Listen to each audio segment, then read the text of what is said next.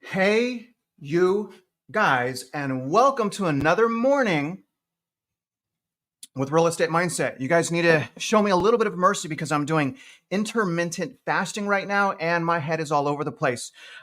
Lost, I think, 9 pounds so far, so I'm doing really good. Anyways, guys, we're going to jump right into this update so you guys can come back here. Everything's going to be chaptered. I want you guys to be able to access something, pretty valuable in these lives as far as a complete market update. We're going to start with mortgage interest rates. I'm going to show you guys the update on that. After that, guys, then we're going to go into the liquidity update. Right before that, I'm going to play you guys a video about what major rate cuts mean, because all we hear right now is these little tiny electoral quarter basis point rate cuts, which is going to mess with people's minds. But if we get big rate cuts, obviously something bad is going to happen. And then after that, guys, we're going to go into everything new construction. I'm going to share you guys, basically some insights, also what's going on with me and my channel, why I haven't been doing as many lives, and my next road trip is right around the corner. And then I'm going to go into a couple of videos about consumer spending and also small business owners and their concerns. And then we're going to talk about the NAR president. Okay, we're going to talk about the NAR president stepping down. Absolutely unbelievable. And then I'm going to end this, guys, with going into MLS, because I want to show you guys and constantly remind you guys how to use the data, right? How do we use the data to know whether or not these price cuts are real? And more importantly, guys, how to find a great deal. Is there great deals? Are there houses right now that are priced under 2021, or is everything overvalued, right? So the MLS thing is important. The very end, I'll do a Q&A. So really excited to be here with you guys again. I'm going to start right away on the mortgage interest rate update. And I think I remember still how to do this. All right. So we're going to go over here now and we're going to start, guys, by obviously looking at the 10-year treasury, because we know by now, if you watch Real Estate Mindset, if you are a part of our community, and by the way, join the Discord because we talk all of the time. Johnny, I see you. Also, good morning to everyone. I can't believe I didn't say my good mornings. I mean, look at the comment section, guys. Look at the live chat. These are smart people, various walks of life. Everyone has a special journey. I really, really value every single one of you guys. Maybe even the trolls sometimes. Honestly, a little bit sometimes the trolls. And I think I got trolled by the Idaho realtor. The thing is, guys, is, when you're on the road driving 6,000 miles and you still have to perform and provide perspective, you just don't make phone calls sometimes because you're just trying to survive. And that's what happened there. Now, taking a look at the 10-year treasury. Okay, this tracks mortgage rates. So if you want to know what's going on before mainstream media and even before loan officers, residential mortgage loan officers, this is what you watch, guys. Now we're at 4%. All right. Now I will say, I don't know if he's on Comic Lover. I don't see you, brother, but Comic Lover was pretty spot, almost exactly right as far as entering the year at 3.9, but that ballooned back up to 4. In my eyes, guys, this is the golden number. We need 4%. We've been basically trying and hoping for 4% pretty much the entire year of 2023. We hit it. Obviously, it ballooned up, touching almost 5%. It almost ended in 5%. Actually, it wasn't the 5%, but almost ended at 5%, ended at 4.99. So that's down 100 basis points, okay? But I just want you guys to know we are still elevated and we are sitting at 4%. And again, watch this if you want to know what's going on with mortgage rates. Now, let's take a look at the yield curve inversion next, guys, because this is our economic indicator of a recession, because no one's talking about recession. No one's talking about the housing market crash, and no one's talking about this massive indicator. You guys, right now, we have been inverted, okay? Not counting right here. So first inversion was April 2022, April 1st, 2022. We covered that actually the same day that happened on this channel, but it went back up. So the real inversion, like where we stayed inversion, was around July 7th of 2022. You guys, we've been inverted for 18 months. So we're fixing to be one of the longest periods of inversion prior to recession. We're not there yet. Okay, so we're not there yet. There's been other periods that exceeded 18 months, but this is a long time coming, is my point. So we are still inverted 34 basis points. When this reinverts, or when there's reversion, normally it's about 6 months to go into recession. However, if you look at the 70s and 80s inflationary, times, not necessarily this will have reversion and go into recession. So there are periods of time in the 70s and 80s we actually were in recession when this was inverted. But this is huge, you guys. This is oh my God, look at this, guys. Look at this. Look at this. Let me throw out my boy. Jeff, where you at, man? Everyone's talking about you in Discord. Johnny, same thing, man. Jeff, I feel like you abandoned us. If you guys don't know, Jeff had purchased a house and he used a love letter. Jeff used a love letter to get $30,000 off of a house. Jeff did that. So Jeff is in the house of his dreams right now. I wish nothing but the best for you, brother. Also, I want to do my shout outs. So good morning, everyone. Trey, oh my God, there's Trey. You guys, he set up the entire Discord group along with Megan. I don't know where Megan is. Wish we knew what's going on with Megan. There's my band, my boy Night Cree here. Anyway, so this is the inversion, guys. We are not reverted yet. There is no reversion yet. Let's take a look at the mortgage rates now. Now, mortgage rates actually are right here. So you guys can see they have been plummeting since around middle of October-ish, end of October, getting up to about 8%. Right now, mortgage rates are all the way down to 6.8. Right? Oh my God, buying demand's going to come back. Buying demand's going to come back. What people fail to realize when they say, oh, rates are going down, buying demand's going to come back, is that when we look at the year over year information, guys, so this time last year, interest rates were 6.15. They were almost 5%. They were 5% for some people with outstanding credit. So just to put this in perspective, we are 65 basis points higher right now than we were last year. So how is home buying demand coming back to the market? And then when we look at the mortgage purchase applications being down 15%, I just don't believe the mainstream media. Tell me what you guys think, but we are sitting at today a whopping 6.8%. Now, I'm going to go into the amortization schedule quickly, guys. Then we'll go into our first video. Now, this is something I've been trying to really, hit home with. I know I talk about this all the time, but I really need you guys to understand what I'm saying. I need you guys to come here. You don't have to do the strategies that I'm saying, but I do want you guys to understand that when you purchase a house and you get a mortgage, a 30-year mortgage, the way that it works, well, first of all, it's called an amortization schedule. So that's how your payments work. But the way that amortization schedules work is front loaded. Should be against the law, right? It's front loaded with interest. So the first year you pay, okay, you're only paying $3,400 in principal while your interest payments are $23,000. So what I did, guys, is I'm taking today's average interest rates, or rather yesterday's average interest rates of 6.8 with the average loan amount of $328,000. And you guys see that the total interest, if you pay 30 years, which honestly, no one's going to pay 30 years. But if you pay 30 years, just the interest is $441,000. You guys, your real interest is 130%. So, I hear these people all the time like, oh, if you rent, you're going to pay 100% in interest. You're just making your landlord rich. Well, if I purchase a house right now, then I'm just making the bank rich. So I guess just pick your poison, right? But nevertheless, what I wanted to explain to you guys is if you put, again, this is year one, right? So like day one, year one, after you close, if you put $20,000 down on your principal, you don't have to, there's other ways to do this. But if you want to just be done with it, you put $20,000 down on your principal, you guys save 5 years. Okay. You save 5 years. And here's the big thing, 108. This is crazy. $108,000 in interest. You look at the first 5 years of interest. So you pay $20,000 down, you shave off these 5 years, and every one of these rows right here is money that you save over the life of the loan, right? Obviously not right away, but over the life of the loan. That is substantial. But again, you guys don't have to do it that way. Another really cool option is doing bi-weekly payments. And a bi-weekly payment is just one extra payment per year. That's all bi-weekly is. You're just paying one extra mortgage payment a year. So you could do that, or you could do like extra monthly. You could do extra yearly. Say you get a tax return. Okay, so your tax return is like $6,000. So you want to put $3,000, so half of your tax return every year into paying down your principal. Let's see what that would do.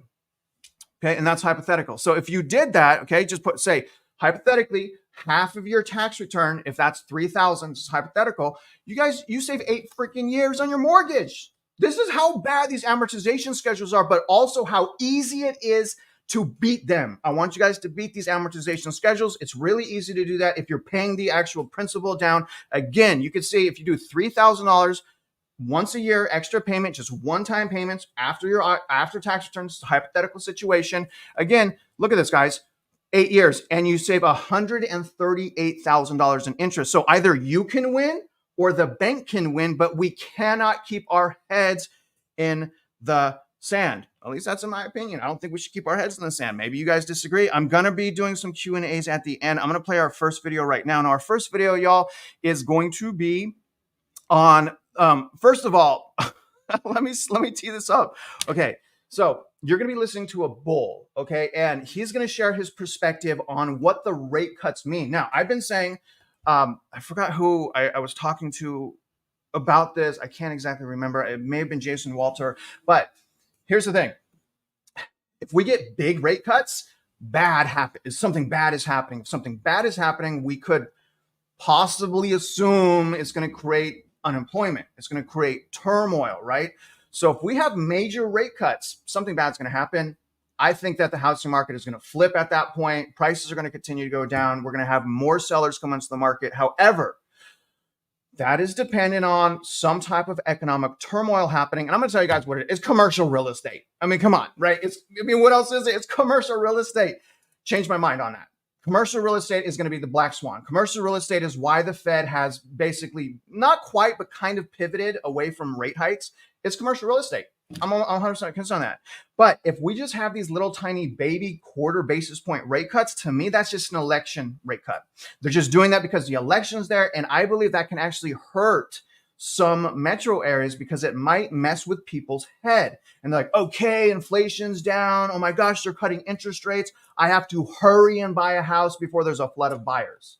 So I think that is going to potentially create, again, those little tiny ones. I think that will potentially in some areas and in some metros create an additional like fear of missing out phenomena. I hope that doesn't happen. But I am worried it will, again, because they're little baby rate cuts that aren't even going to do anything. We need the actual massive rate cuts because two things will happen. Again, what I believe is going to happen, the prices will go down depending on the turmoil. And also, as prices go down, what else goes down, guys? What else goes down with prices in that scenario? Interest rates. So don't you want to be purchasing potentially in an environment where prices and interest rates are going down versus both of them going up? Anyways, that's what I think is going to happen. We're going to get into this video. Let me know that the audio is okay. Sorry for that bit of a ramble. Coming off their first negative week in the last 10, and joining us right now to talk about why the rally stalled is Jeremy Siegel. He's Professor Emeritus of Finance at University of Pennsylvania's Wharton School of Business. Professor Siegel, what do you think is the first week of this year a precursor of what to expect the rest of the year? No, not necessarily. I mean, remember the huge run up at the end of last year, a little bit of profit taking. You don't want to take your capital gains in December to pay in 2023, rather take them in 2024. I'm still bullish here. In 2024, I don't think we're going to have the rise that we had in 2023, but I don't think there's as much difference. A lot of people are talking about the difference between Fed funds futures and what the dot plot is. Wall Street has all these calculations from the Fed funds futures, thinking that those are the expectations of the market. Well, we in finance know that actually they are downward biased numbers. In other words, it looks like there are 6 cuts. By the way, as a result of the rise in interest rates, there's now 5.5 cuts built in. But about 1.5 of those cuts is really what's called risk hedging. And that is you want to buy those contracts. If something terrible happens, geopolitical risk, pandemic, financial collapse, they will go way up. So they offset the risk on other assets. So as a result, people buy them. I estimate that there's really only about 4 cuts that are built in to the Fed funds futures. And we know the dot plot said 3. So really there isn't that much of a difference between the two right now. And secondly, and this is important, it's not so much we need those cuts. It's that Powell said, if there's going to be some slowdown, I'm ready to cut. That willingness to cut is more important than having the cuts. And I think that, we're not going to be as stubborn on the way down as we were in retrospect on the way up. And I think that that's the flexibility. Honestly, I would love the economy to keep on chugging along. And for them, if it chugs along at 5% Fed funds, that's not bad for stocks. So I think those two things, if you combine them, not much of a difference, not all that bad about if we don't have cuts in March or May. I think that profits are going to be good in 2024. That is a very rational approach, because I keep getting the feeling that people think, rate cuts are a great thing that's going to save us. But if the Fed's cutting rates, it means the economy is dropping. And maybe that negates the whole thing. Your idea that it doesn't matter if you get rate cuts or not, because if we don't get rate cuts, it means the economy is really strong. That makes a ton of sense. Why don't more people talk about that? Well, I think that's one reason why I don't think the market is, it's as worried about it as others about when they will cut. I mean, another thing that is bad is that they don't cut rate because inflation flares up again. I don't see any sign of that.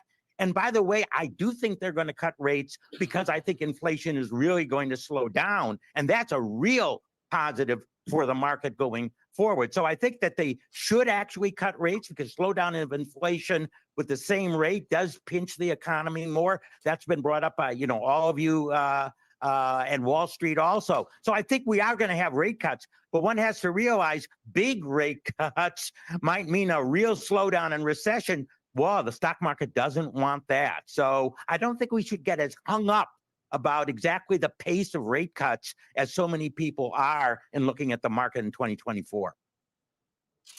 In terms of what you expect from maybe just CPI, if you think inflation is not going up, we've got CPI read later this week. If it's hotter than anticipated, will that cause you to change your mind, or do you think you wouldn't look at any one number and read too much into it? And truthfully, for instance, people were worried about that wage increase that we saw on Friday. And one has to remember, there's a big wedge between wages and inflation. That's called productivity. And productivity has been fantastic. Last year, 2.5%. That was the most in many, many years, excluding the pandemic year. And what that means, if we have 4.1% wages and a 2.5% productivity growth, that's under 2% inflation. So I was not worried about that wage. You're right. We're going to have CPI and PPI at the end of the year. Remember, the Fed and the BLS still doesn't get shelter right. We've talked about that so many times. So you have to take out an awful lot of things. But take a look at the sensitive commodity markets. Oil's gone up a bit because of the Red Sea, but outside of that, we see nothing really going up. And it's those sensitive markets that are early indicators, in my opinion, of inflation. All right, guys. So let me know what you think about that video. Personally, when I was listening to that, I mean, I like all perspectives because when I'm listening to, especially the bullish perspectives, it allows me to kind of like analyze my own perspective and sharpen it and kind of stress test it. But my overall, how I felt after watching that video is that guy has no idea, literally no idea what's coming next. Let me know what you think. Maybe you thought, he was accurate, but to me, it's just, because he is acknowledging the market is foolish. The market is foolish. The market is greedy. The market is biased. They only want things to go up. Obviously, they only want to make money off the consumer. And that's one of the issues with real estate, guys. And that's why I'm ashamed to even, and I had issues with this like a couple nights ago. I woke up at 2 a.m. and for some reason I started man, I can't believe I'm a part of this, right? I can't believe I'm a realtor. I can't believe I'm a loan officer because, the thing that happens, guys, is in real estate, here's how bad it is. And again, some realtors are really great. Some realtors are such great people. It's just not a lot. It's super, I'll say even rare. But what happens is these suits, everyone wants a piece of your pie. Everyone, if you go into purchasing a house clueless, without representation, without someone that's trustworthy, man, people will rip you apart. Everyone wants to make money off of you buying a house. It's disgusting. They will ruin you into the ground. And that's my issue with real estate, guys. Again, not everyone is like that. If you're a realtor, don't get triggered by what I'm saying. Just understand, I've been doing this for a long time, over 2 decades. So I've seen a lot of these cycles and a lot of this. And honestly, I'm going to just say it right now. The clown show is even worse. The clown show is just, it's absolutely despicable. Anyways, guys, I'm going to go into the liquidity update right now. But before I do that, I want to tell you a story that happened, I think, 2 days ago. So 2 days ago, I had a viewer reach out to me. He found me on Facebook somehow. This guy, Mike, I think his name was Mike. I don't know if you're online right now. Let me know if you're online. But he sent me a listing. Okay. He sent me a listing from Lennar in my local area in Houston. Okay. And this listing showed listen, guys. Okay, first of all, this listing was like a $230,000 house. So it's already it's an affordable house. And then also Lennar builder, the builder Lennar showed a 13% price cut. Okay. So, at that time I had planned on doing videos. I'm like, I was just really in a great mood to just work and do content and just further, I'll go on my purchasing power situation here in a minute. But anyways, guys, I stopped everything I was doing for this guy. Cause he's like, Travis, please help me, represent me. And I'm like, bro, I'm not representing anyone right now. I have a realtor team standing by, but I'm not representing anyone right now. But what I did for this man is I did a complete market analysis for him for free. I didn't even charge him anything. And what we found, guys, and again, this is in Houston, this is Katie, we're talking about Lennar, is we found that 13% price cut was BS. It was completely BS. The 13% price cut brought the home to market value. Okay. The reason I'm telling you guys that is because, again, at the end of this video, I'm going to go back into MLS and show you guys how important it is to use the data to find the deal, because the reality is we have no idea if we have a great idea that everything's overvalued, right? So that's the normal. Overvaluation is the normal. But we have no idea what these price cuts actually mean unless we're reviewing something called comp data.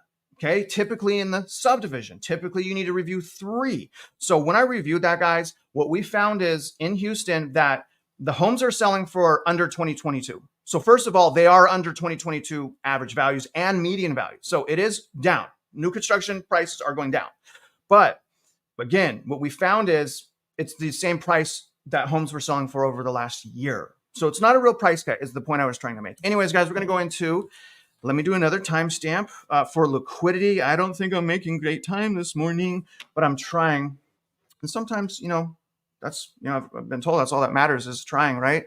Anyways, let's go into the 1 month right now. So we're going to look at the liquidity now. So we're going to look at the shorter end of the yield. We just got done looking at the longer end of the yield, which again affects interest rates, mortgage interest rates, residential mortgage, and commercial. But here's the 1 month, guys. This is what I like to call the liquidity zapper, okay? Because a lot of money is being put into 1 month. This is the 1 month treasury. This has been pretty much consistent. But this is you guys may hear T-bill and chill, right? T-bill and chill, because the return, the yield is almost 5.4%. Most investors in the housing market are getting, it depends when they bought, but some investors are getting like 5, 6, 7% as well. But some investors are getting less than T-bills, less than the 1 month treasury. So a lot of money, you guys, is going into that shorter end of the yield because you're getting paid more to hold your money there. Now, I'm going to tell you guys, okay, this is not financial advice, but this is where I've put my down payment.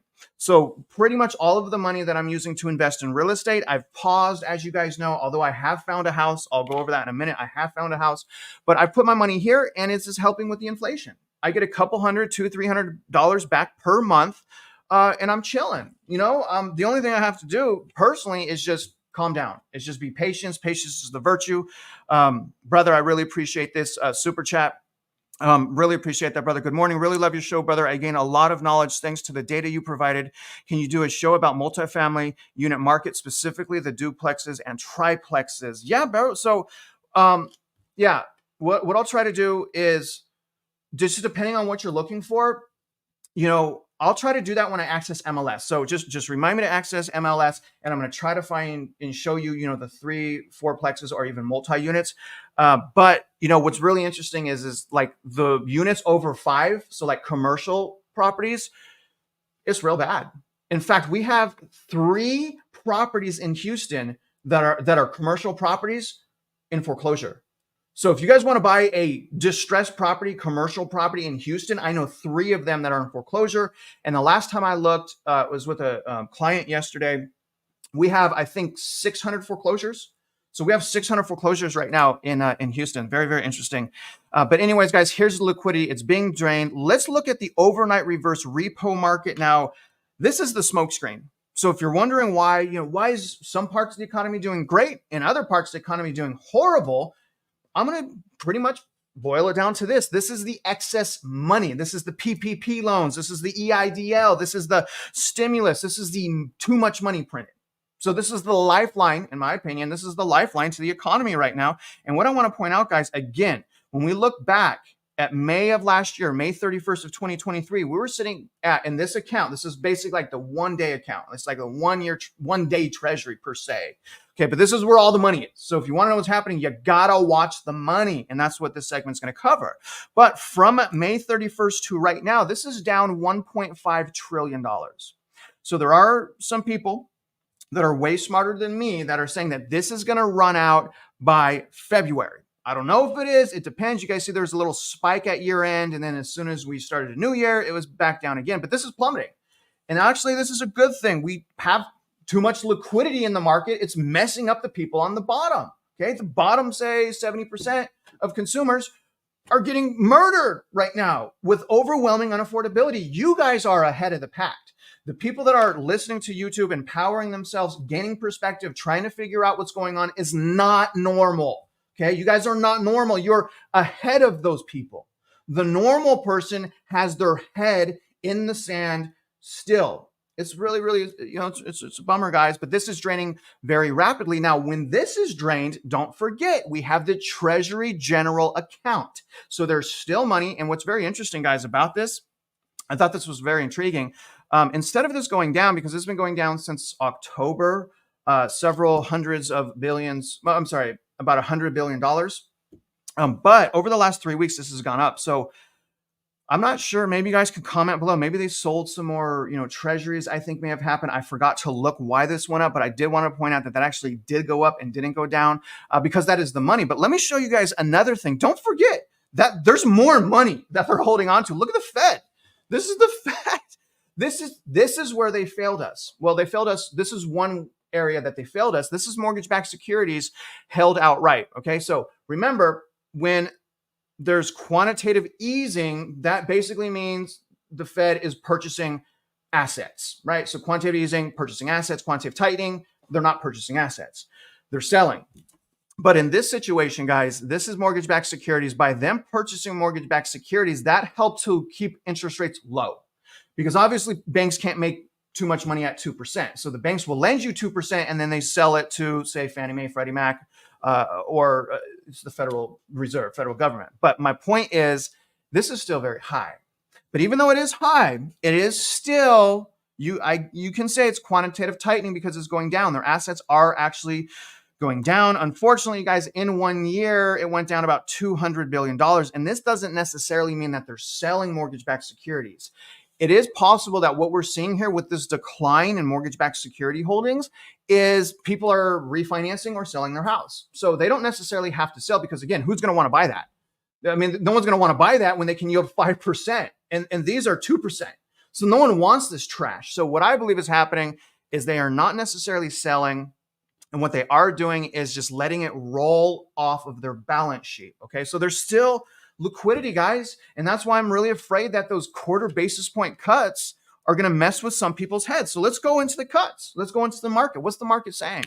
What's that foolish, greedy, overly optimistic market saying about rate cuts? Well, I'm going to tell you guys right now, they are not pricing in any economic turmoil. They're not pricing in any economic turmoil. Nothing is pricing in recession. Nothing is pricing in recession. So again, if we do go into recession, it's fair to say that the market will have blindsided itself because of the greed and desire to continue to make money and money and money. People don't want to T-bill and chill. I'm a T-bill and chiller. Right now, I'm T-bill chill, but I want to buy real estate so bad. But anyways, guys, here's CME. This is the market's forecast. And what we see here is January. This is the first one.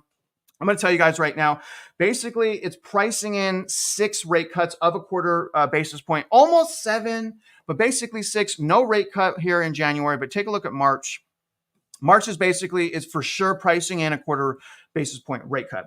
Doesn't mean it's going to happen because this is never accurate. It's never right. Never, ever right 100%. And sometimes it's pretty close, but it's never right. So they're saying March, really high likelihood of a rate cut. This is the market. Okay, this is the market saying that. In fact, a 70% likelihood first rate cut in March of a quarter basis point. Raise your hand, comment below. Do you really think a quarter basis point is going to do anything?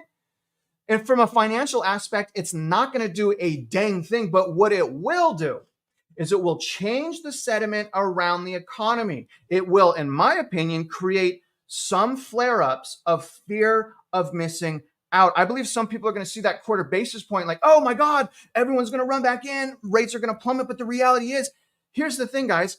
It's not likely, but it's possible that even if they cut rates, the mortgage rates can go up.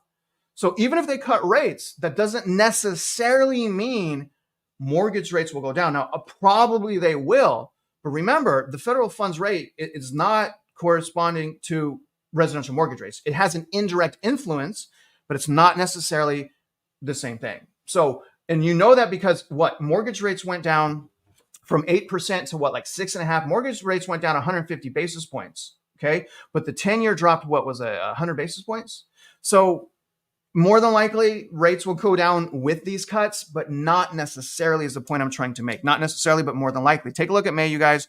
Really interesting to see this as well. You guys remember, it's just what, 3-4 months ago, we were in a way different situation tracking this. I was like, yeah, we need to get to June and July. Do y'all remember that? Now it's June and July, it's out. This is a complete flip on what the market is projecting. Now in May, it's also saying quarter basis point hike right here. I'm sorry, quarter basis point cut. You can see that right there going to 4.75. You look at June, same thing in June, 4.5 to 4.75 right here. So you got a 56% chance. Now July is 50-50. July is interesting. I don't know why, but it is 50-50. You guys can see that's about 50% on this side, 50% on the right side. I don't know exactly what's going to happen in July, but when we get to September, back to rate cuts, you can see that right here. More rate cuts, at 4.25 or 4%. So a lot of rate cuts. Same thing in November, you guys. It just keeps going down 4%, right? 3.75. Here's December right here. 3.75, 3.5, right? So, we know for sure, and I'm not saying, you guys, I'm definitely not saying that. Well, here's really what I'm saying. Okay. Something bad is going to happen. I'm pretty sure unless we're absent from overwhelming bailout, how the heck things can't be propped up? Things can't stay propped up. The entire economy is essentially built on consumers spending money and living paycheck to paycheck. So something bad happens, any type of unemployment phenomena happens, you guys, it's dead in the water. Dead in the water, and it's going to happen rapidly. Now, I personally believe that we definitely need some type of unemployment phenomenon to really kickstart things off. But I wanted to remind you that the areas that we are seeing prices crash, like Austin, certain areas of Phoenix, Salt Lake City, Boise, certain areas, some areas of Sacramento, all over the place as far as new homes. I was talking about existing homes just then. Places like Anaheim, places like San Diego, places that are super tight like that, like Miami, some of the migration into those places is strong money. Some of the migration into those places are people that can hold. But again, most of it's owned by natives. Most of it's owned by locals. So if the job market goes down, San Diego, Anaheim, things like that, I mean, that places, they crash. But the issue is there, massive lack of inventory. And that massive lack of inventory is not getting any relief, like in other areas of the nation, from new home building. And we'll go into new home building next. Okay.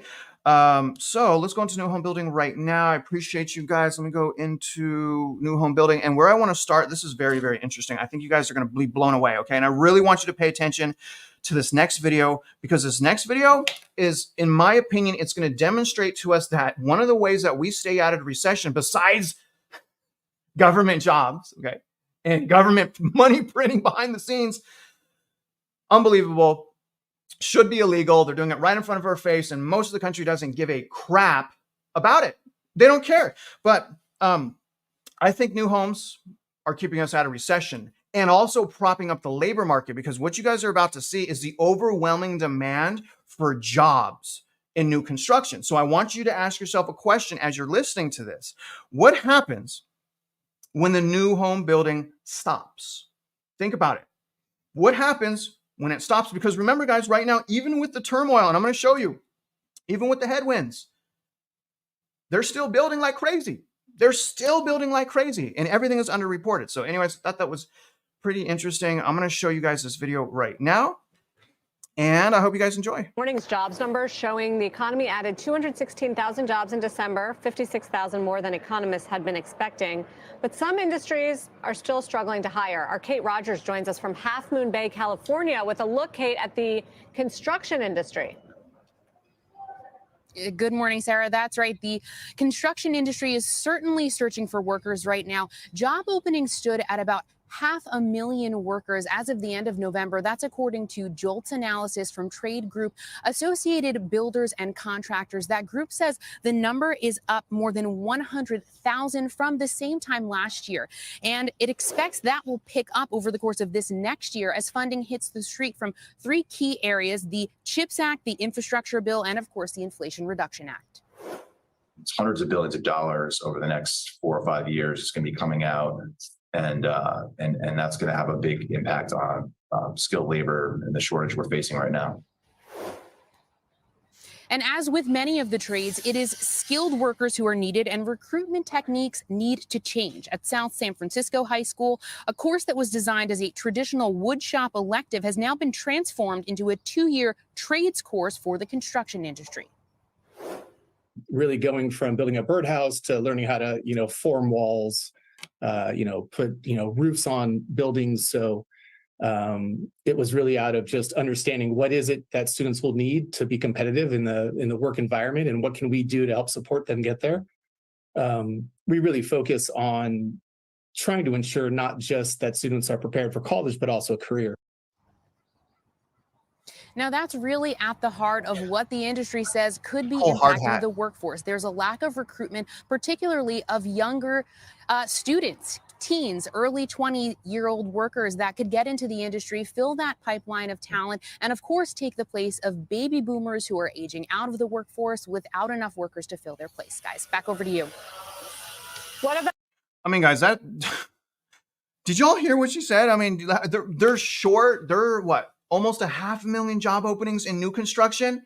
Almost 500,000 job openings in new construction. So we can say that they are desperate for workers. So do you guys think that's going to lead to a quality of construction problem? I mean, people are like, Travis, why do you keep bashing this builder? Why do you keep bashing that builder? I'm not bashing them. They're just hurting people. Because the way that these builders, it's not like, for example, Pulte's not building the house. They're hiring subcontractors in an area that they're short on workers and desperate. So if the builder is desperately building your house and just taking anyone that applies, per se, what do you think that's going to do to the quality of your construction? I mean, you guys, I've seen houses built, a lot of houses built in 2 months. Under 2 months, how's that even? I don't even know how that's, I mean, they're building houses in under 2 months, guys. I don't even know how that's possible. I mean, they're throwing it up. Now, I wanted to let you guys know, I'm also going to try, I forgot to tell you guys this in the beginning. I'm going to try to take the top 5 comments. I'm going to do another video. I'm going to try to release it on Friday. My goal is once I get back from my next trip, I'm going to be doing lives on Monday and Friday. So comment, I'm going to do another video. Let me know if you guys want that top 5 comments similar to what Todd does. I love that style that he's doing, and it allows us to really kind of answer what you guys want to know. But I also wanted to tell you, as far as an update on my trip, obviously I'm done with my first road trip out west looking at new construction. I can honestly tell you guys, some metro areas, massive clusters of new home building. And I can pretty much guarantee you that any areas that are surrounded, like existing homes that are surrounded by these new construction clusters, are going to have additional pressure on home prices to go down. Those are going to be the areas that have the biggest type of housing market crisis, whether it's additional price decline, foreclosures, or whatever it is. You guys got to watch those new construction developments. And I'm going to tell you guys, pretty much minus El Paso and some parts of Reno, you guys, it's overwhelming. I mean, the amount of new home building they're doing and spec homes and the stuff that are just sitting there is shocking. It's shocking to me. It's not normal. They don't normally do that. So a lot of them are banking on migration. Now, another place that really blew me away was Denver. But not necessarily the SFR, single family resident, or SFH, single family home, whatever you prefer. Not necessarily that they're building too much of those, although there was a lot of building in Denver. But Denver is building apartments, right? Big apartment complexes, like a Starbucks on every single corner. Denver is in for some. I think Denver is going to see some pretty sharp drops in rent in 2024 as a result of that inventory hitting the market. So very, very interesting to see that. Now let's go in, guys.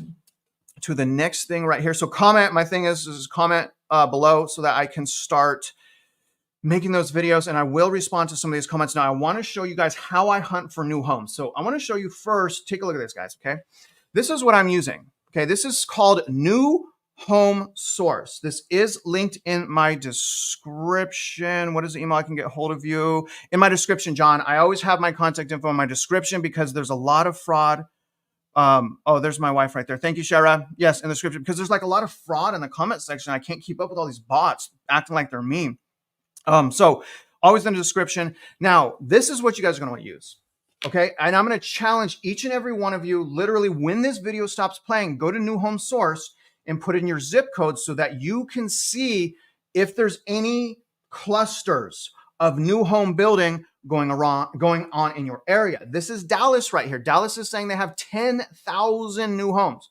First of all, there's 3,000 listings. So Dallas has 3,000 listings for existing homes, but 10,000 listings for new homes. That's 3 times, that's 300%, roughly 300% more new homes than existing in this area. And obviously this area is kind of scattered, but very interesting. And I'm also going to tell you guys this. The other challenge I want to make to you is go there and see if it's underreported.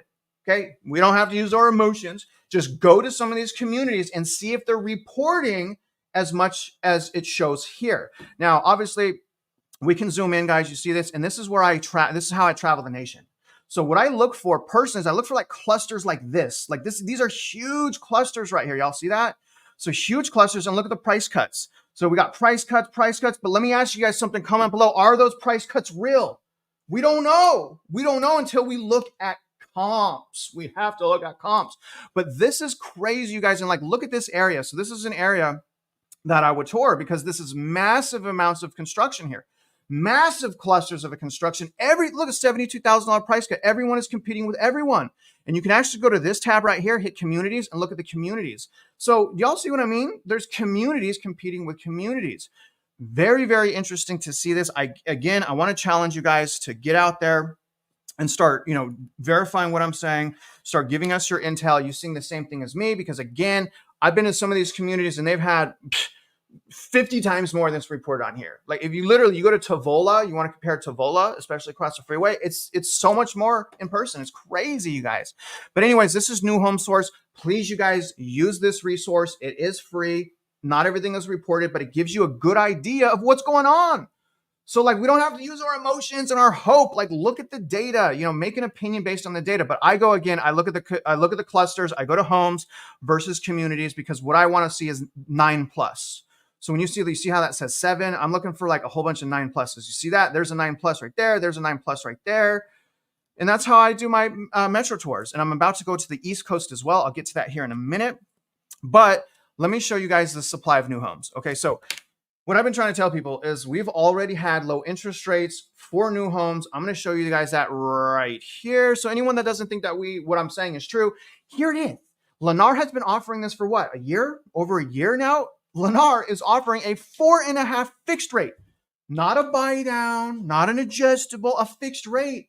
We have had a 4.5 fixed rate in Houston for a year, probably a year and a half.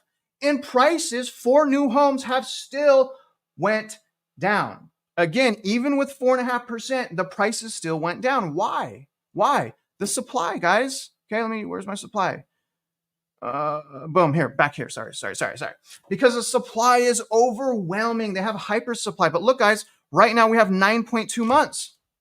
Okay, there's no ifs, ands, or buts about it. There is an extreme buyer's market overall, again, on average, with new home sales. And I'm going to tell you guys, this is going to be revised. They always revise this stuff. It's crazy. They always revise this.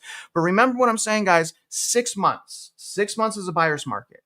We've had over 6 months for almost not quite 2 years in new homes. So the prices have absolutely been plummeting. This is not something that we have to guess. These are facts. The prices, by my definition, 15% from peak, have crashed for new homes. They've crashed in new homes. And again, we don't have all the revisions, but y'all, we have 9.2 months. If you want to see the cracks in the housing market, you got to follow new construction. Here's the median sales price. It did rebound from October to November. That's normal. It kind of goes up and down. Now that may be revised, but again, you guys, from October 2022 to right Now, that is a drop on average of, median is $62,100. So it was 80,000. Again, there was a pretty sharp rebound right here in 1 month. But you guys, right now, if we count this rebound here, that means that new homes are down 12.5% from peak. And I got to tell you guys, this is so important you understand this. The cracks in the new home market is way worse than you think. Because remember that 4.5% interest rate I showed you? You guys remember that? Now, that 4.5% interest rate that I just showed you can cost the lender $20,000, $30,000, $40,000. Did you hear me? 20, 30, 20, 34. But the problem is, guys, is this through these transactions, that's not being reported on the appraisals. When you purchase an existing home, if you get what's called seller concessions, that's reported in the appraisal, at least in Texas, that's reported in the appraisal, and that's removed from the value. So in existing homes, if I sell you a house for $300,000, but I give you $10,000 towards closing costs, your appraisal is going to be $290,000. Hypothetically, obviously there's three comps, but I'm saying hypothetically. So what's happening is that's not being done with new home construction because remember who's offering it. Let me show you guys, okay? So remember who's offering this. Lennar Mortgage, okay? This is not actually Lennar, that 4.5%, that's Lennar Mortgage. So see, Lennar Mortgage. So anyone think that Lennar doesn't own Lennar Mortgage? We know they own Lennar Mortgage. They make a lot of money off of their financing. I looked at their books. They're making a ton of money off of this, guys. But again, the workaround here is they're not using the seller's concessions to buy that rate down because Lennar Mortgage isn't the seller. So it's not a seller concession. But you and I know that they're one and the same. They just changed the name. They just put it under a different business name. So they're not counting $20,000, $30,000 in additional deductions that they should normally be doing, which means more than likely home prices for new homes are down an additional 7-8%. Think about what I'm saying. And if you're a realtor, if you're a professional and you understand appraisals, you know that there are seller concessions that are listed there. Very, very interesting. Let me get back here, guys. I'm so sorry. Let me show you guys the building that's still going on because they are not stopping. Here's the building, total units under construction. It hasn't stopped. So we have all of these economic headwinds. We have supply exploding for new homes, prices going down for new homes, crazy incentives, and they're still building like crazy. They're still building like crazy. They have under construction, and this counts total units. So it's SFR, condos, townhouses, and apartments. But we're at 1.68 million units. That's a lot. That is a lot. And look at pre-pandemic. Pre-pandemic, we were way down here. So again, once that golden handcuff effect stops, I mean, and we do have more inventory from existing, I just think that there's so many factors that it's going to cause prices to go down. But we do know that inventory is important. We see that because we see prices going down absent unemployment, right? Absent an unemployment phenomenon. So interested to hear what you guys think about that. But that's pretty much the update on new homes. I'm going to take you guys into our next video and we're winding down now. So please stay patient. Our next video is going to be basically that small businesses are concerned about what's going on. So let's play this for you guys right now and let me know if you can that the audio is okay. Let's turn now to one place that is often a barometer of overall job growth in the economy, small businesses. And they are getting slightly less pessimistic on things, although they still see two major issues threatening to tip the country, yes, into a recession by year end. Kate Rogers has the details. Kate? Hey, Kelly, the National Federation of Independent Business out with its monthly read on optimism for the month of December, increasing slightly, as you said, 1.3 points to 91.9. That is among the highest readings of the year, but it's also below the group's 50-year average of 98, and it's been there for about 2 years now. The top issues for Main Street this month: inflation, quality of labor, and taxes. Inflation moving back into the top spot for December ahead of labor issues, but those two remain really sticky for small business operators. The NFIB reporting overall views on the economy are still broadly pessimistic at the moment, although slightly improved. The group's chief economist, Bill Dunkelberg, writing in his commentary that 2024 will be a slower year. Quote, overall, the growth rate will most likely be lower than last year. The economy will slow down, possibly delivering that long predicted recession by year end. High interest rates, Kelly, are also of concern. In a separate credit survey, the NFIB found those rates were impacting decisions around financing, and that about 80% said high rates were their biggest issue with accessing capital. That's up from just under 60% over the summer. The average rate paid on short-term loans was 9.8% in December. That's up from 7.6% 1 year ago in January of 2023, although the CapEx number for small businesses was still slightly higher in December. So a lot of mixed messaging there. I don't know if we can show that chart one more time. The rates they're paying, it's exactly what the Bears said was going to happen. They said small businesses are going to be paying 9% interest and they're not going to make a go of it, but yet somehow they are muddling through. Are there any sectors, though, Kate, in particular that are struggling here? The two big ones, we talked about it on your show on Friday. Construction was one of the areas that the NFIB called out, as well as transportation, that are still struggling to find workers. They said agriculture was faring a bit better, Kelly, and finance as well was doing. Okay, so new, small business starting to feel it. We knew this. I think when we do have our turmoil, people are going to look back and like, oh, you should have known better, right? You should have worked on the fundamentals. That's what happens every single time. But yet those same people are like, just buy now. It's probably going to be okay. Don't listen to me. I could be wrong, but just buy now. For the love of God, you got to buy right now. You got to do that. Now we're going to go into our next story, you guys, which is, it's a bit spicy, if you will. Now, you guys may remember me, bashing realtor. I get accused of bashing realtors. I know sometimes I'm a little bit of emotional. I'm sorry, you guys. I'm working on my emotions. I really am. I'm really sorry. I just am a passionate person. I've been through a lot of stuff. I don't like people getting hurt. And, but I want to clarify that I don't want to come across bashing realtors. I want realtors to do better, because I'm going to go on record, and I've said this many times, communities need great realtors. They need great realtors, but we failed them. The real estate industry absolutely failed communities. No one could change my mind on that. Now, there are some great realtors, but what I would like to see from realtors listening to my channel is use the data. Is just start using market analysis versus cheerleading. And honestly, you guys, and that's what I'm saying, like realtors need to be doing that. They need to be showing you guys how subdivisions work, how values work, like what subdivisions are doing what, because remember, different subdivisions have different levels of distress, right? So, but the thing is, guys, we need realtors. I know great realtors. Some realtors work incredibly hard, but dude, most of them are absolute garbage. Most of them are absolute garbage and don't belong in this industry. You guys, we're talking about houses. We're talking about the biggest financial transaction in people's lives. So most of them are, but I hope you're not. If you're a realtor, I hope you're not. And if you are new, that doesn't mean you're garbage. See, the thing is, my mother taught me when I first got into real estate, guys, all you need to be successful, be honest, be truthful, care about people. I was like, Mom, that's all you need? Isn't everyone honest? And she's like, Travis, that's the thing. No one's honest. It's messed up, man. It's messed up. So anyways, we're going to go into what's happening at NAR, okay? National Association of Realtors, which, by the way, they're going bye-bye. I don't know when, but they're going bye-bye. They don't have the money to pay for the lawsuits. They're going to file bankruptcy unless some magical way they win the appeal. But you guys, that's just in one state. NAR's done. NAR's done. Take a look at this. Okay, this is crazy stuff right here. I can't make this up. I mean, this is why I'm bashing. I mean, again, I don't know how many times I've seen realtors start getting drunk at 10 a.m. I think it's half. I think 50% of realtors are drunk or drinking by 10 a.m. This is not something I'm guessing. It's overwhelming, you guys. It's like one big party and like high school frat party. It's just, but again, not everyone. There are some great ones. Like, look, Island Eric. Okay, boom. This may be a great one right here. I'm late. Everything's going really well. Look, oh my God, and there's my man, Jason Walter. You guys, Jason, I'm gonna give you a shout out. This is my boy right here. A lot of people don't realize, but I was watching Jason like a year before I even started. I watch Jason all the time. Jason has been helping me. You guys probably have seen I've been doing a lot more content. Jason has been helping me with my editing. If you guys need help with any editing, he's putting an editing business together. Give him a shot with the editing. But from the last 2-3 weeks, Jason has been doing almost all of my editing. I still do my metro area and my collaboration edits. But great man here.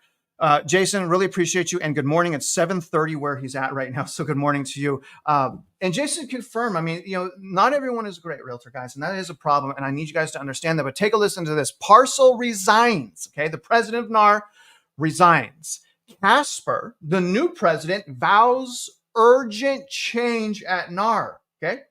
Sounds great, right? In the wake of a national story, and this isn't even the loss, this isn't even the conspiracy. This isn't even the conspiracy for commission. This is sexual harassment. There's multiple implosions going on with NAR right now. Multiple. This is just anyways, in the wake of the national story, detailing sexual harassment claims, the association vows. Appreciate you too, brother. Love my man, Johnny. Sorry. I love you guys so much. I lose my concentration because I love you guys. I want to know what you're saying. But take a listen to this, guys. Okay, so new president. Look at this. Few months freaking later. Okay, few months later, National Association of Realtors president resigns after blackmail threat. Okay, the National Association of Realtors announced that Tracy Caspar stepped down as president. And look at how petty this is, you guys.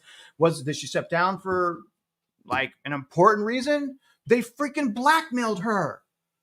They blackmailed her. How do you, oh my God. Anyways, NAR said Casper informed leadership that she recently received a threat to disclose a past personal, and she goes on, non-financial matter. I bet you it has to do with something sexual. I don't know. That's probably what it has to do. And yet she's there to stop that. Anyways, unless she compromised her position at NAR, Casper refused and reported the threat to law enforcement, but felt, given the circumstances, I mean, what are these people hiding, guys? What are these people hiding? Given the circumstances, it was best for the organization that she stepped down. I mean, comment below. Comment below. Disappointing, but honestly, guys, I'm not surprised at all. I'm not even a little bit surprised because I see this crap all the time. I'm trying to tell you guys, and I hate it. And that's why I have such an admiration and respect for the good realtors. There are good realtors, and I really respect the good realtors because I know the job is hard. I know it's commission only. I know there's a lot of expenses, but this is freaking this is nonsense. It's like a big old frat party, okay? Minus the great ones. But anyways, we're going to move on to our next video. Comment below. This is going to go into consumer spending. This is a good one. This is going to go in again to consumer spending. Let me actually prompt it up right here. This is going to go into consumer spending, you guys. And basically, our consumers at the breaking point. And I wanted to point out real quick, as you're listening to this, I apologize, guys. As you're listening to this, remember pretty much every single category of consumer debt, the defaults are skyrocketing. A lot of those defaults are above pre-pandemic, minus conventional mortgages. And probably the reason that is because a lot of people have a 2 and 3% interest rate and an overwhelming amount of equity, but nevertheless, everything else is a freaking not looking good. So let's see what this video has to say. Sorry for the ramble. Carrefour, with thousands of locations in 30 countries, will no longer be taking some Pepsi products and several other brand names to protest what the company considers to be unacceptable price hikes. The move shows that consumers might be approaching a breaking point. I want to bring out our next guest for more on this, Clarence Otis, who is the former Darden Restaurant CEO. And Clarence, we have been looking at more than 2 years of extreme inflation when it comes to food prices, not just in grocery stores, in restaurants and beyond. What do you think the situation is at this point, just in terms of the consumer ability to continue to take any more? Well, Becky, I think for sure, despite the fact that there really is strong employment levels and solid wage growth, many consumers definitely are feeling the pressure financially. And you can look across the board at the major spending categories. So food inflation, rents have escalated, fuel costs, they're muted right now, but consumers know that they're volatile, they can spike at any time, and so that weighs. And then when it comes to their digital lives, so think about connectivity, content, devices, those are taking a bigger and bigger share of consumer budgets. And so moves like these are not surprising. I think what's surprising here, because these things happen all the time, is that we're talking about brands that have market dominant positions. And so that typically doesn't happen with those brands. So that is a new signal. Not sure that would happen in the US, but it definitely is a warning shot to producers in all consumer categories. Clarence, let's talk this through because I remember a few years ago, Carlos Gutierrez came on. This is probably 3, even 4 years ago. And he said that any CEO who wasn't raising prices at that point was doing a real disservice to the company and to the shareholders because inflation was going to spiral. He had lived through it when he was at Kellogg down in South America with really high inflationary prices. And he says that's how you have to deal with inflation, is get ahead of it. Now it feels like it's the unwind of that. Like we've gotten to the point where you can't really boost your margins anymore. You're going to have to deal with reality and deal with the idea that inflation is coming down. So you better bring your prices down or at least slow the roll in terms of these price hikes. I think you're absolutely right. I mean, the cumulative effect over the last several years has been significant, and consumers have reached a point where they just don't have that incremental spending power. And so producers are going to have to focus on the cost side. I mean, the reason why retailers are pushing back is because, a significant portion of their business model are labor costs, and labor costs have inflated. And in addition to that, they've also raised their technology spends to try to get less labor dependent. And so producers are going to have to do the same thing. They're going to have to focus on efficiency in order to protect margins. I think some of them have been doing that, but I think they've gotten used to hiking prices and the consumers taking it to a certain extent. Does this signal that the consumer is just not going to take anymore? It does. It does. And it signals that the intensity level when it comes to operating efficiency has to rise. And so people, I don't think, have really been working as hard at it as they need to. And this is a sign that that's going to have to end. Do you think, as a former CEO, that this is a sign that profit margins are going to come down? I don't know. I mean, I think for any particular company, it really is about your ability to operate well. And so you can maintain margins, but you've got to work pretty hard to change your operating model. And so people have been talking about digitizing, for example, their processes for a long time. A lot of people made a lot of progress, but it's been pretty incremental when you step back and look at it. And so now you've got to double down on those sorts of things in order to maintain margins. In order to maintain margins. Interesting. I'm going to prep up my MLS, but real quick, guys. So I put this comment up here because I wanted to tell you guys real quick, part of the story of the video. I wanted to let you guys know about my purchasing power. I'm always preaching about purchasing power. So you guys may know that I did a video where I stepped down from my position at the mortgage company that I was working for. And understand that I'm completely licensed. What I stepped down for was a salary role, right? So stepped down from a salary role. It was coaching and training. So I was coaching and training both loan officers and realtors. But when I stepped down, you guys, this is insane. About a month later, I found out that the company is no longer in business. The company that I've been working for I was working for 10 years is going under. And actually, I think that happened yesterday or on the 8th. You got 1 month, and it's not because I left. It's because mortgage is so freaking bad right now. And a lot of these mortgage companies, guys, are heavily front-loaded with expenses. Like an amortization schedule is front-loaded with interest. Mortgage companies, I'm not talking about like depository banks, I'm talking about mortgage companies are front-loaded with heavy expenditures. So when business goes down like it's been going down, man, these guys go out of business so fast, you guys. And we're going to see more and more of that. And I think we're going to see a lot of that in 2024. But the own company that I was working for the last 10 years is gone.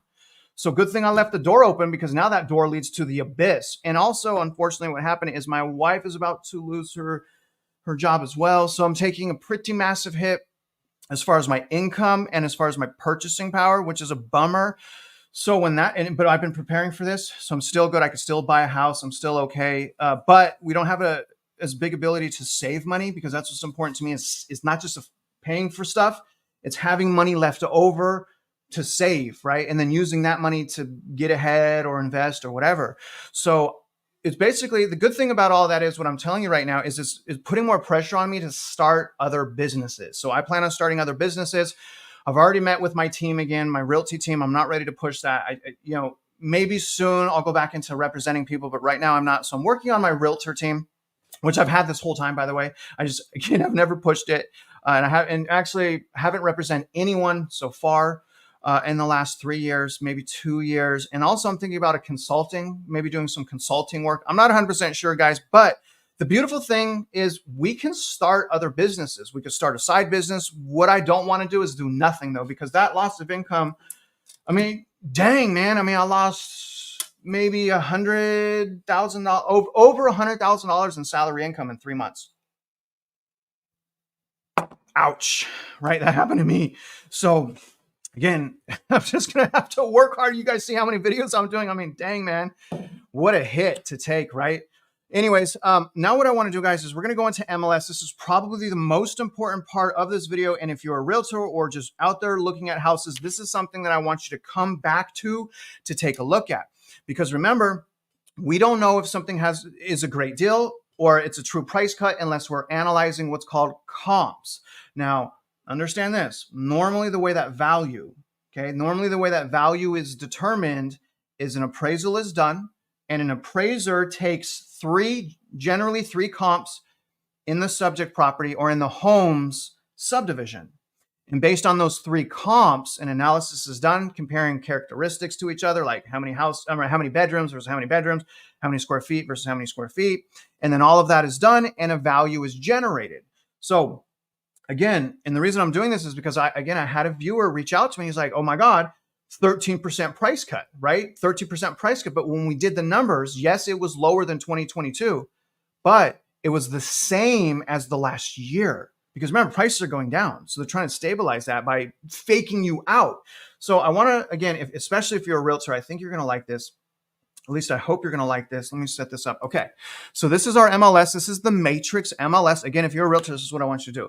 But I want to show my viewers first kind of how this works. Okay. So this is MLS. This is one of the most valuable things a realtor can do for you. I'm going to go to the map real quick. And I've showed you guys this before. I'm going to keep screaming at the top of my, and Trey, Trey's doing it. There's some people doing it. I wish more people were doing it. That's okay. Jason's calling me. Look at Jason. Why are you calling me, bro? Why are you calling me, Jason? I'm live, bro. Let me answer it. Jason Walter, I'm live right now. Everyone can hear you. What's going on? Are you really rough? I thought you shut it off. No, I'm playing this so everyone can hear you. Everything good? Everything's good, man. I just heard about your wife. Make sure you're okay. Oh, yeah, dude. We're okay. I'll talk to you later, all right? Later, buddy. Love you, bro. All right, bye. That was Jason Walter. I love that guy. Anyways, here is the MLS right here. Okay. So I'm going to zoom in. Okay. This is MLS. There's too many listings right now. If there's 5,000 or more, it's not going to report it. But I'm going to go in again, zoom in the area that we've been covering this whole time. Oh my gosh. Where is it? Right here, which is Kingwood. So here's how this works, you guys. So Kingwood's right over here. Okay. So here's how this works. Now, subdivisions I want you to look at subdivisions as individual ecosystems of value determination. Okay, so maybe that was too much. Maybe I need to say that differently. But every subdivision is like its own metro area. So look at every subdivision like it's its own. It could be Austin, it could be San Antonio, but you got to look at the subdivision, okay? Because look at this, guys. Here's a subdivision right here. Okay, see that? So we have a subdivision there. Then we have Kings Manor. Then we have Greenwood Lake. These are all different subdivisions with different levels of distress. Oh my God, Johnny's calling. Johnny, what do you want to say, Johnny? You're live right now. What do you want to say? Everyone's listening. I just wanted to say don't be nervous in the live today. Okay. I won't be nervous. Thank you, buddy. Okay, bye. Okay, that was Johnny, guys. Johnny, I love you, and there's the proof. So anyways, guys, so you look at what you do is you look at the subdivision. So for example, say I was interested in the property over here, okay, in this subdivision right here. This is Kingsmill, okay? In order for me, and you can see how big the Kingsmill is. Okay, so look at how big that is. This is an individual subdivision. So if I wanted to look at, say, this house right here and determine whether or not $429,000 is a good deal, normally what a realtor would do is something called a CMA. But all a CMA is, which is comparable market analysis, is looking at comps. There are flaws in an automatic CMA because automatic CMAs will pull comps from different subdivisions. That is not how appraisals work. So if you're a realtor, stop doing CMAs, right? And only do an analysis on the subdivision. So if I was interested in this property, okay, let's see what this property looks like. Okay, this is 3,300 square foot. That's a big one. So we have a 3,300 square foot house. Let me look on this real quick. See how it says a subdivision Kingsmill, right? So Kingsmill is the subdivision. Price per square foot. You guys know I like to start by looking at price per square foot is $128. Okay. So now that I'm a client, I'm interested in this house. And now let me show you how to do the analysis. This will be quick. This is very, very important, guys. So I go back to my matrix and I'm only going to target that subdivision. So I'm only going to put Kingsmill. So I'm only putting Kingsmill and I only want to look at comps, and comps are homes that sold. And I'm only just going to do, for the sake of this video, over the last year. Okay. Why is this not coming up? Kingsmill. Why is that not coming up? Okay. So there's 60. Okay. So there's a space. Sorry about that. So this is saying over the last year, there has been 60 homes sold. So that means we have about 60 comps. Y'all starting to get this? So this is what the appraiser is going to look at. The appraiser is going to look at all of the stuff that I just pulled up on the screen. That's what the appraiser is going to use. Okay. So what you do is, first of all, if you really want to do good, you want to not select the outliers, like if it's like really big or really small. But for the sake of this video, I'm just going to select all of the comps. All right. Again, if you're a realtor, this is what you need to do. You go to stats, you go to tabular, and you basically summarize all of the data. So this is what I know. And you guys see how fast this is? This is so fast. So stop the cheerleading and let's do data. Let's look at data.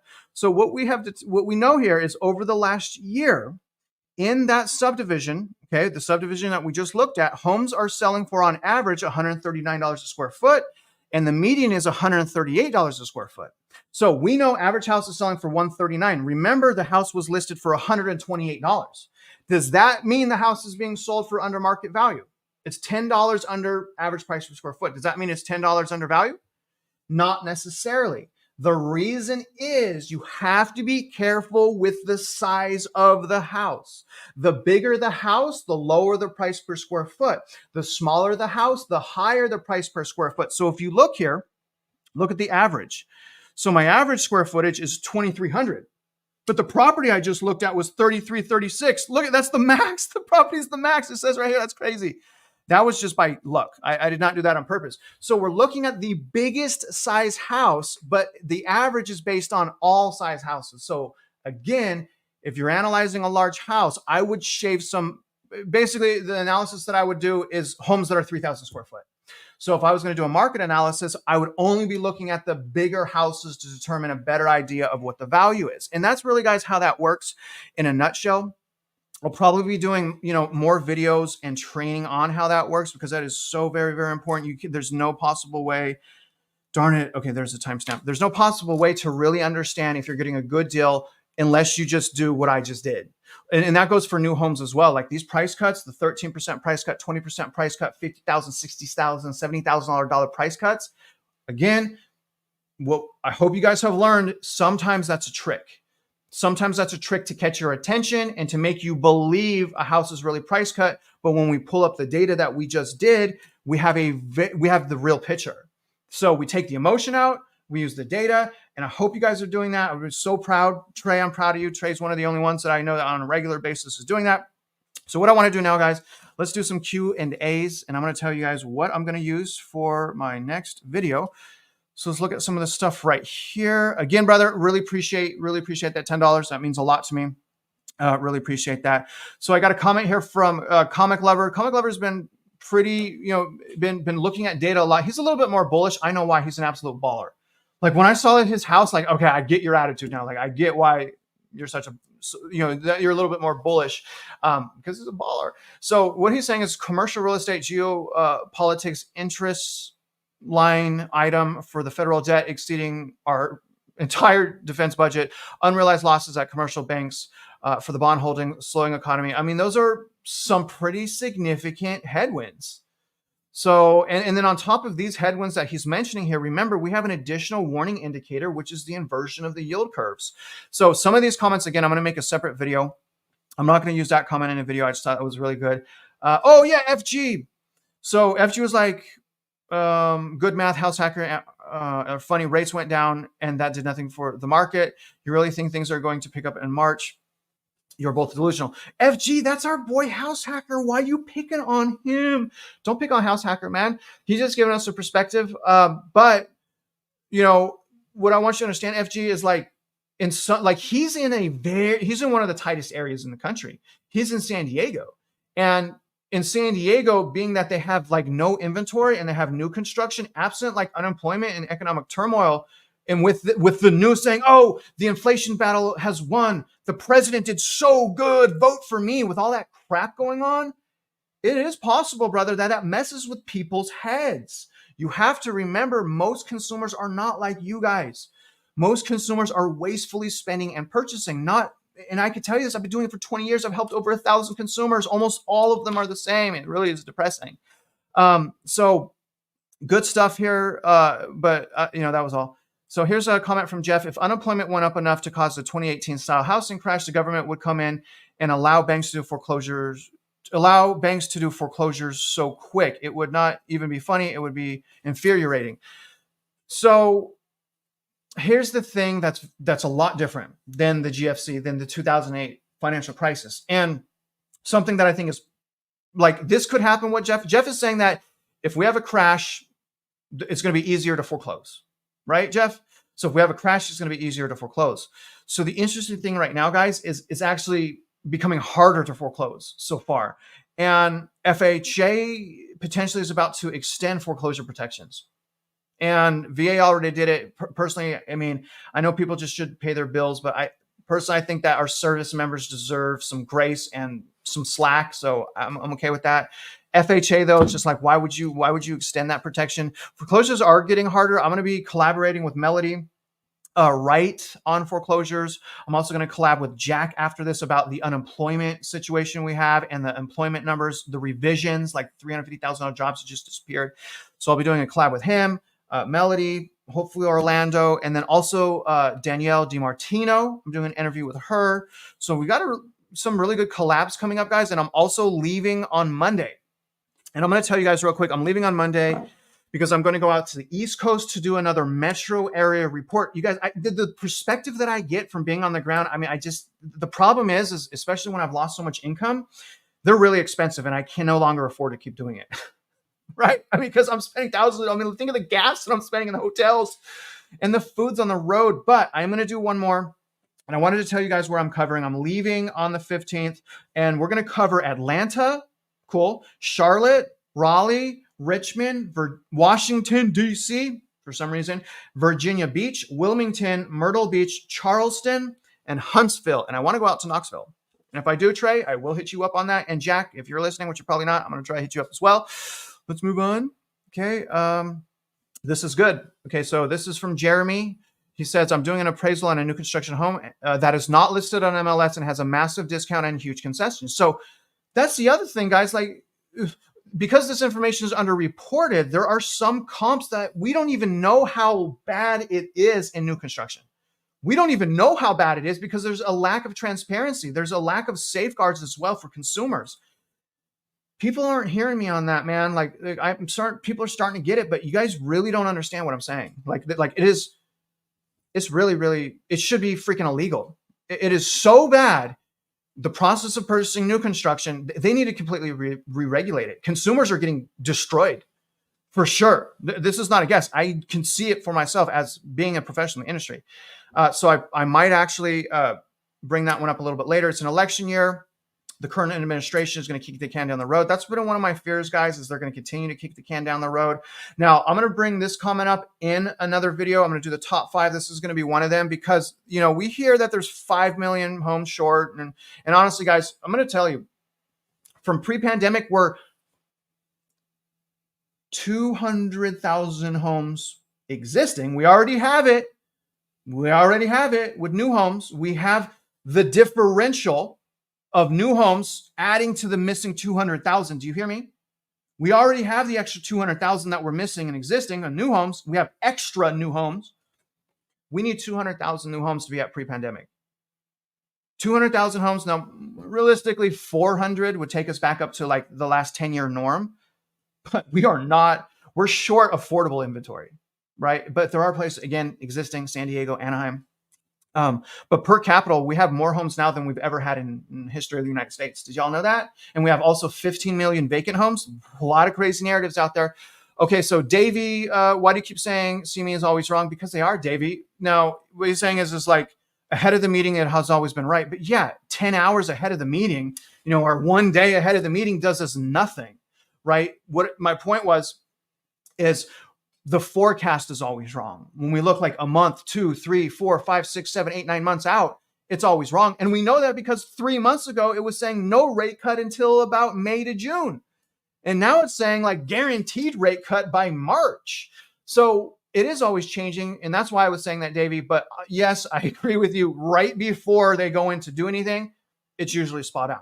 Again, 24 hours before. He's right. It's spot on usually. This is crazy. I'm probably going to use this in a comment as well. 40% of people not choosing to pay their loan backs, culture shift here. I mean, you guys, do you really think things are sustainable? People are like protesting paying bills. If people stop paying bills, the system's dead. The system is propped up by reckless consumer spending and people in debt. Come on, guys, right? Oh my gosh, Vegas, I say you're so bad, chat. When you mention huge credit card debt alongside excess home equity, does it seem like a second mortgage to buffer the excess spending? It already is, Jason, but not second mortgages.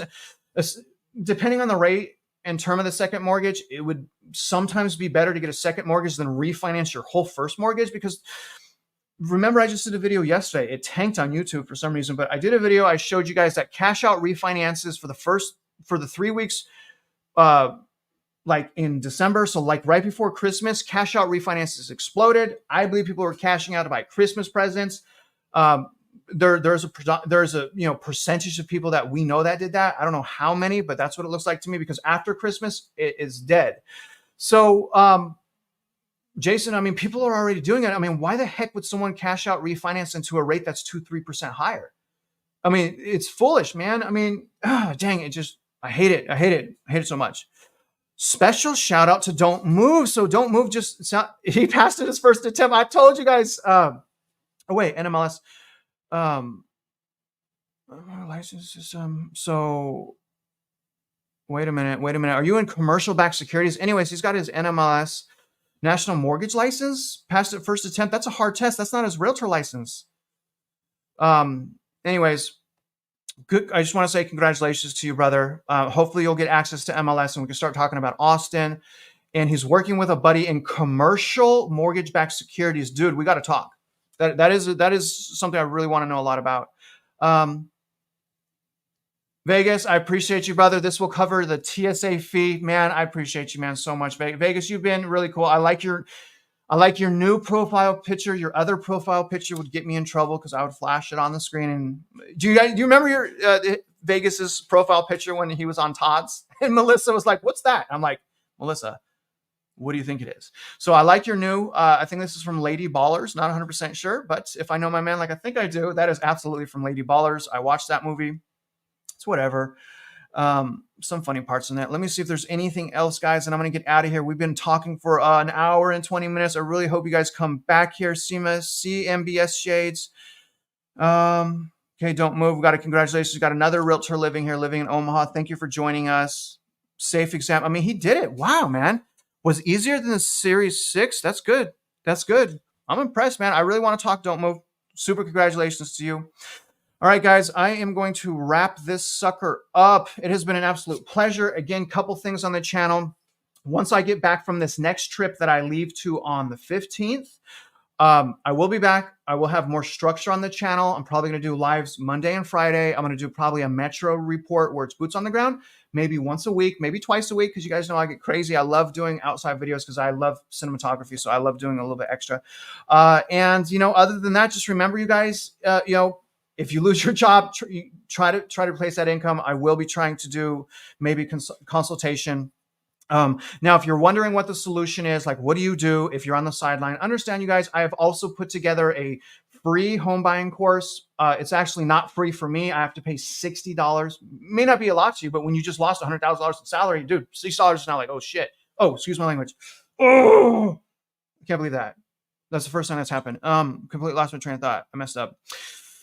Take the home buying course. Okay. The solutions are there. I put about 20 years of experience in there. It's not completed. It has a wealth of information, though. I'm not showing you guys how to do market analysis, but if you guys want to know about credit, income, assets, mortgages, what investors do, difference between price, payment, what to ask a seller for, it's there. I made that program for you guys to say thank you for like helping me grow. Thank you for changing my life. So this is my way of giving back to you. So I hope you guys are taking that course. The course link is in any video description. If you go to any, maybe not my lives, I don't think it's in my lives, but you guys go to any video description, my free home buying course is there. And that is for you guys. I hope you guys really enjoy that. It has been an absolute pleasure. Thank you guys for all of the support. Big shout outs to Ima, Ray, Don't Move, my man FGW2H from the beginning, and also my girl Cindy from the beginning. I see you, SpongeBob. Don't forget, my man Don't Move. And of course, my boy Trey, who made an offer yesterday on a house. I was really scared for him, to be honest, but he's been doing good. Ima, there you are again. Jason, you know, I'm missing a whole bunch of you guys. Where's Megan at? Oh my gosh. Anyways, guys, join the Discord, like Trey is saying. And other than that, I'm going to let you guys go. Have an absolutely wonderful day today. Look out for some more videos. I may put out my video with Jack today about the unemployment revisions. I really hope to see you guys there. And other than that, if you're out there investing in real estate, you guys already know I wish you luck. Have a great day. And I hope you